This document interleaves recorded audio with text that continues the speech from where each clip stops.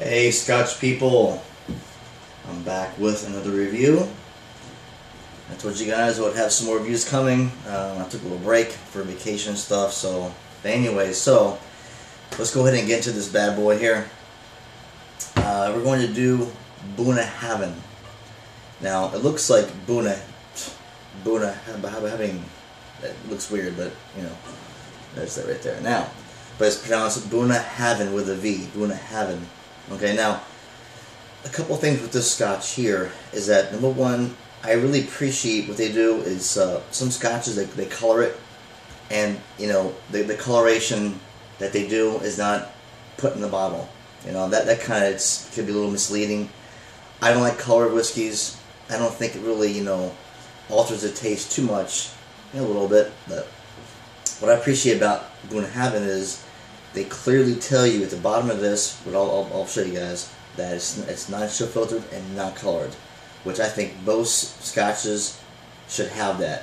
If it's not colored or chill filtered. All right, here's a look at it at the bottom here. There you go. Now, Bunnahabhain is a Islay Scotch, and if I'm going to compare this to anything, it's going to be maybe along the lines of Kalila 12.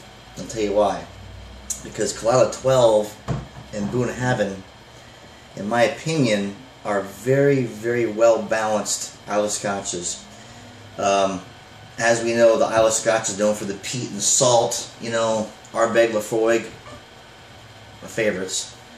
But the Bunnahabhain is partially aged in sherry casks, whereas the Ardbegs, the Ardbeg, let's see, Quaverrecken is not in sherry. Ugadal is, but the Laphroaig, most of them are not. It's all American oak. Okay, but the Bunnahabhain, they do American oak and sherry, and you have the American oak, you have the sherry, then you have all the elements of Islay, the salt, seawater, brininess, vanilla, sherry fused into one. Amazing. Now, in my opinion, Bunnahabhain and Kalila 12 are the most underrated Islay Scotches, hands down.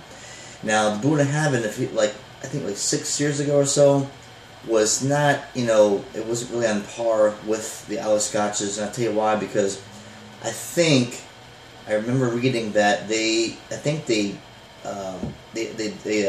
chill filtered it, by the way, 6 years ago, and there was coloring, I believe, in the Bunnahabhain original. But now what they did is the past 5 or 6 years, non-chill filtered and no coloring. That right there just changed, in my opinion, this Scotch 100%. Definitely. I mean, if you want to chill filter it, I guess do that. But honestly, you can always down the alcohol with a couple drops of water.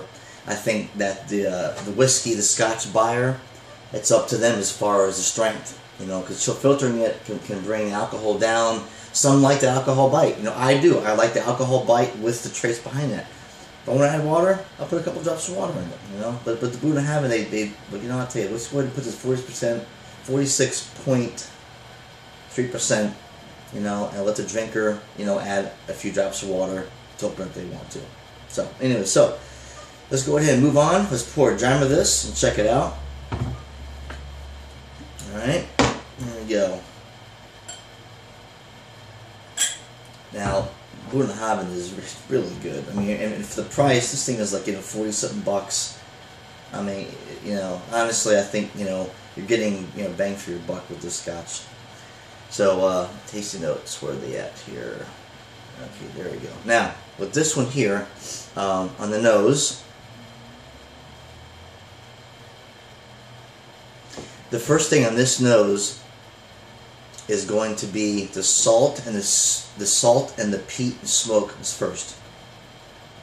And as soon as you smell this Scotch, and you pick those two notes up, right behind the salt and the smoke is sherry. I mean, definitely sherry, hands down.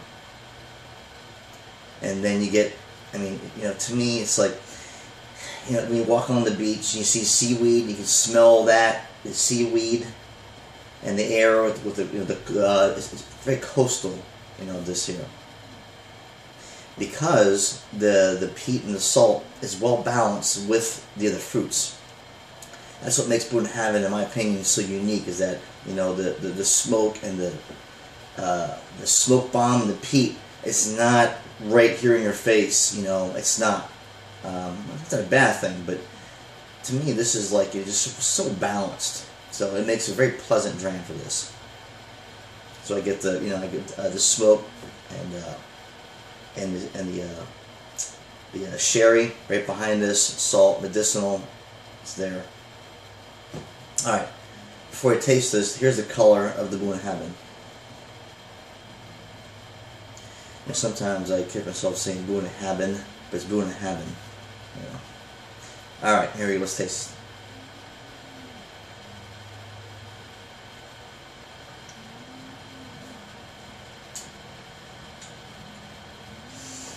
All right.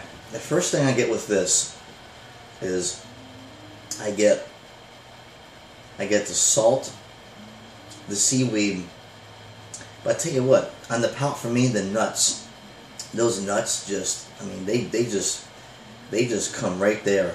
To me, this is very nutty. But when you have the nuts, right next to that, right behind the nuts, you get just a stinking bouquet of flowers. Just like not flowers, the bouquet of fruits. It really is very floral, in my opinion. But for me, I get the salt and I get the nuts right behind that. I mean, it's very nutty Scotch, which I like, you know. And you get the fruits behind. You get the red grapes, green apples. I think with this, yeah, definitely green apples, and some red behind that. Yeah, and a little tannins. You know, like if you get those big red grapes, you bite it, and you get that the seed from the red grapes. It's in this too. But in my opinion, you know, it's very nutty.